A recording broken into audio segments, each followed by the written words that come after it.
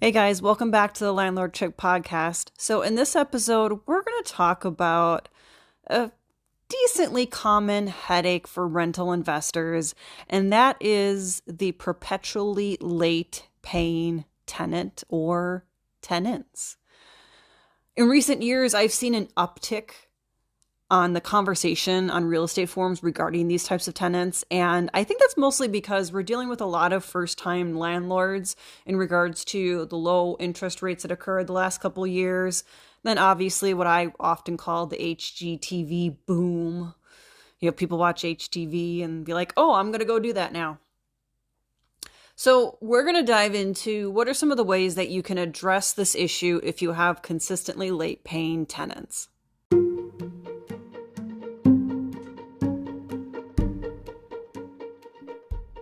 Building a real estate portfolio is as much about buying properties as being a de facto entrepreneur. I'm Karina Ufinger. I'm a multi-property investor, rental management company CEO, and also a landlord coach. I'm going to show you the systems and knowledge you need to thrive as a real estate entrepreneur. From your first property purchase to building a portfolio of passive income where you work less than 5 hours a week, you'll learn the essential information and skills to build a profitable portfolio and live the life you truly want. Whether you're well on your journey or just starting out, you're in the right place. Welcome to the Landlord Chick podcast.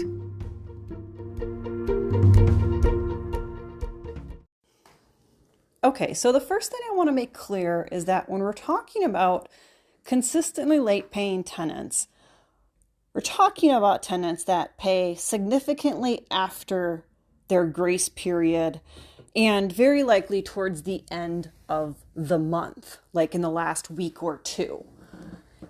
We're also not referencing tenants that do not pay off their full rent every month. So we're specifically going to be talking about those that they always pay and it's in full, but it's at like the end of the month. Now, for a lot of investors, this can be nerve-wracking because it makes you wonder if you're going to have suddenly 2 months where it's not paid. Then, of course, there's just a lot of investors that are really tight and need that rent paid so that they can pay their mortgage in the same month. Not exactly a setup I'm fond of. Me personally, I try and steer clear of any situation where I don't have that 1 month reserve sort of ready to pay the rent. I never want to be in a situation where I'm constantly checking my online payments to see if the tenant pays so that I can pay my mortgage. So I always have a reserve set aside separately for that. I never am 100% reliant on having the rent within 30, 45 days to pay that mortgage. I allow myself that little extra cushion so that if this does happen, I'm not biting my nails or drinking brandy Alexander's every night just to like calm down from, oh my gosh, why I don't have rent and I need to pay mortgage. So we're talking about these people that are consistent payers. They don't let things go into another month. And they don't really like break it down where it's kind of like sporadic, where you don't know how much you're going to get and when. So we're talking about a very segmented part of the tenant population, people that consistently pay the third, the fourth week of the month. So what are some of the ways that we can incentivize this? Well, when you have just one tenant, there's not a lot of ways that you can incentivize someone to pay their rent on time. Our hands are kind of limited in that regard. Obviously, things like texting them a lot or emailing them a lot might get on their nerves and make them pay quicker. But yet really it's rather easy for them to ignore your email, ignore your phone call, ignore your text. And likely you're going to be putting more effort into it than what it's really worth at that point. So I don't really think that's a sustainable option.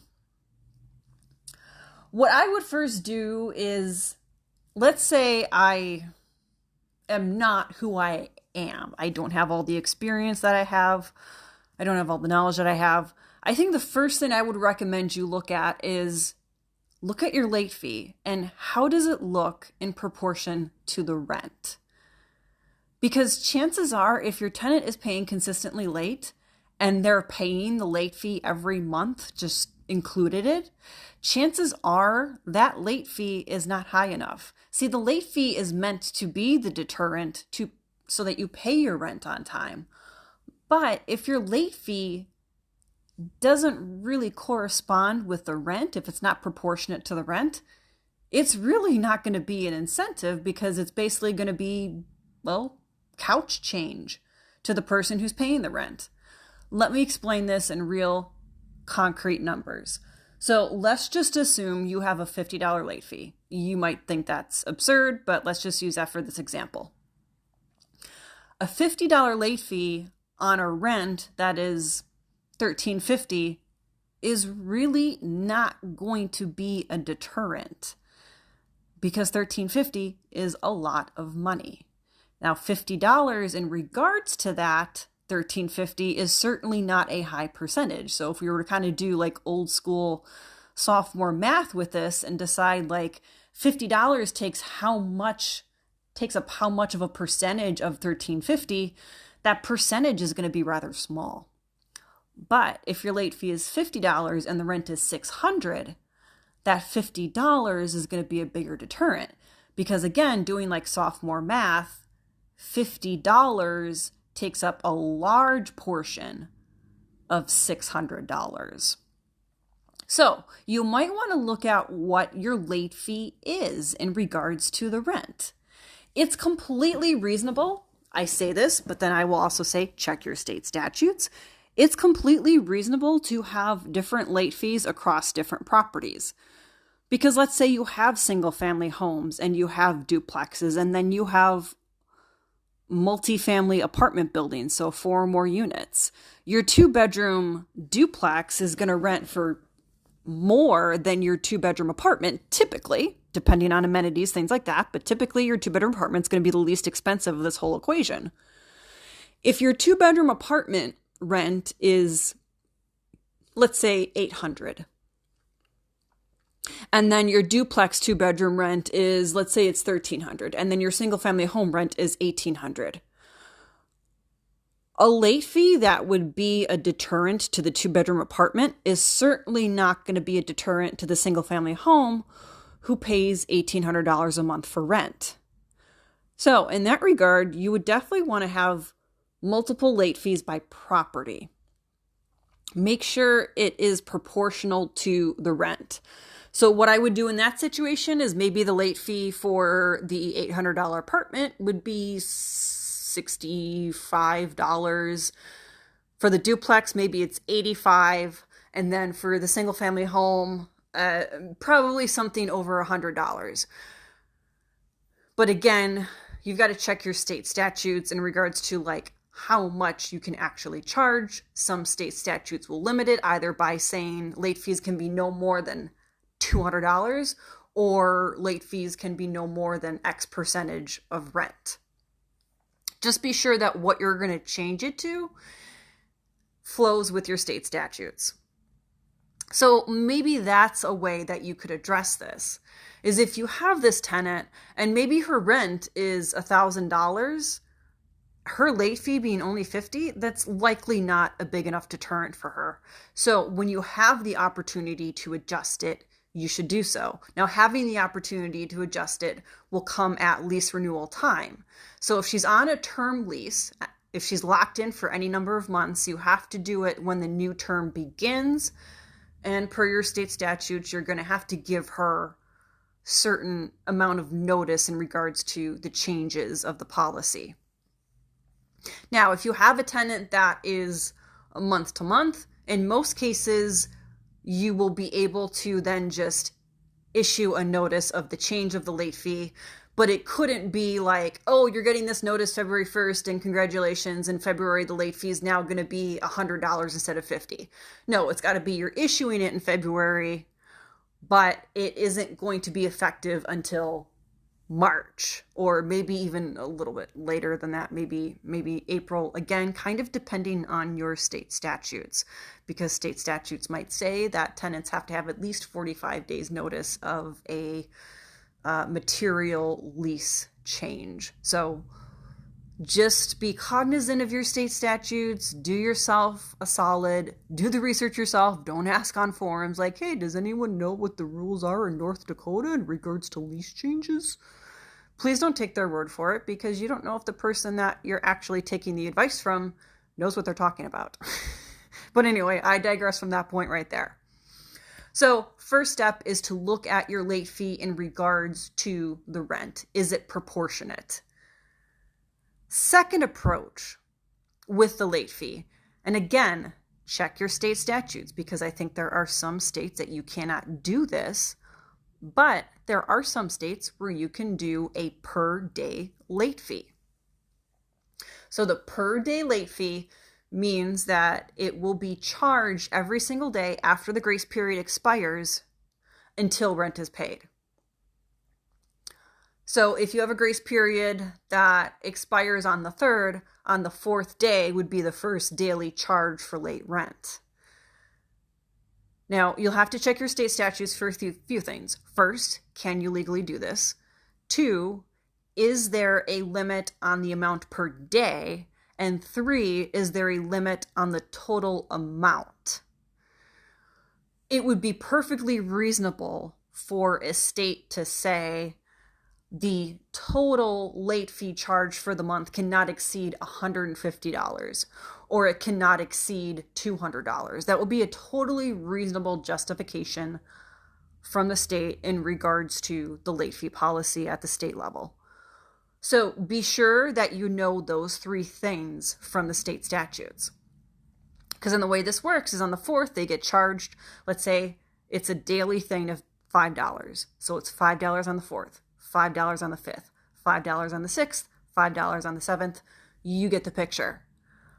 Then, if they don't end up paying and it takes them 20 days to pay it, their late fee ends up being $100. Now, if your late fee was previously $50 or $60, you're obviously going to be increasing that late fee based on them consistently paying late, and it's going to be, it should be an incentive for them to pay sooner. I can't guarantee they're going to pay on time, but you'll likely be able to get it a little bit sooner, because let's say they are budgeting for $50. Okay, well, $50, if you're charging $5 a day, that's going to push it up to basically 10 days after the grace period that they would pay, hopefully, if that logic kind of flows. So that's another way you can approach it. So you can adjust the late fee either by making sure it's a good proportion to the rent, or adjust it to per day late fee, again, assuming state statutes are kosher with all of this. Now, what if you have multiple people? What are some things that you can do? Well, if you have multiple people that are doing this, first I would ask you to look inside to yourself and see either A, are you giving the impression of being a little bit of a pushover? Are you giving the impression of not being too serious about deadlines and rules, things like that? But then also, I would maybe look at your screening. Maybe that's an indication you should increase the minimum credit score for your screening criteria. But beyond that, let's say you do have this group of people that they just consistently pay late. What are some ways that you can incentivize them to pay earlier other than the late fee? Well, as a group, you could do sort of this raffle thing. And I have had a property management client do this. I've had 2 property management clients that owned larger complexes. So we're talking 25 units and 80 units respectively. And what both of these owners chose to do was they did a quarterly raffle. Every time a tenant paid on time, which meant that they paid before the grace period expired, they would get entered into a drawing for something. Now, one landlord was part of a couple different vacation clubs that he had bought into. So his incentive was, hey, because I have so many bonus vacation club weeks that I don't use, every quarter I'll give away 1 week at my one of my vacation club places. So these people are actually trying to enter to win a vacation. That's a pretty big incentive. Obviously, not everyone has the ability to do that. I feel like that's a pretty extreme situation. But the other owner, what he chose to do was he chose to do a weekly drawing of a $100 gift card to a burger place. So it's a sort of local-ish burger chain that's really popular in the area. And he said, you know what, every tenant that pays on time before the grace period expires, enter them in this drawing for a $100 gift card for this burger place. And then once a quarter, we'll draw a winner.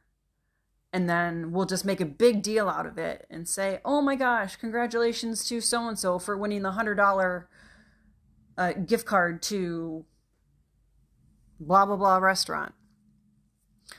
By doing that, by giving it the incentive of something that it's only $100, it's only every quarter, and having it be something where you're kind of advertising it like, hey, your neighbor just won this because they paid their rent on time.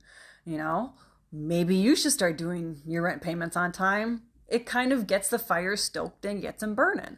And then other people, your late payers, can be like, man, I really want that $100 gift card. What can I do to pay my rent on time to get entered into that drawing? It does have to be a pretty decent incentive. I think $100 is a pretty good incentive. I don't think you get the same reaction from a $25 gift card or even a $50 gift card. I think you got to pull out the bucks a little bit. So that is an approach that I would take if I was trying to incentivize more tenants to do it if I had this problem consistently. But let's say none of this works. So let's say you can't do the per day late fee because of your state statutes. You raise the late fee, they're still paying rent late. You don't really want to do a drawing. So what is your next move? Well, honestly, your next move is just to decide when you're done with this shit. And when you are done with this shit, what you do is you start acting within your state statutes for an eviction, or you just issue the non-renewal and say, you know what, I'm getting off this merry-go-round. You need to get your stuff out in compliance with state statutes in X number of days. You just need to get to that point where you say enough is enough. And that's when I would start looking introspectively for sure. If you get to that point that you're breaking, you've tried everything you can, then you do have to look introspectively and see, where might I have created this situation? And chances are it's going to come down to either screening, being a little bit too much of a pushover, or not enforcing the rules, or being rather lackadaisical towards the front of the month with it. So look at yourself introspectively if you're continuing to have this issue after adjusting certain things, because chances are you are creating the situation somehow, and you want to try and avoid that from happening again, obviously. All right, guys, I hope you have a fantastic week. A little bit of a shorter episode, but I feel it was a super important one to talk about. And it's one that I didn't really want to meld into a larger conversation about late fees, delinquency, things like that, because I feel like this is separate, because we're talking about people that consistently pay, but they just happen to pay late all the time. But they pay in full when they pay. And it's always rather consistent in the sense of it's towards the end of the month. So this is really a conversation of its own. So that's why it's a podcast of its own. But anyway, I hope you guys have a fantastic week. As always, if you learned anything from this, if you have any thoughts on it, please shoot me a message over on Instagram, Landlord Chick. Find me over on Bigger Pockets as well. Happy to chat with you guys over there. And I hope you guys have a fantastic week or weeks until we meet again.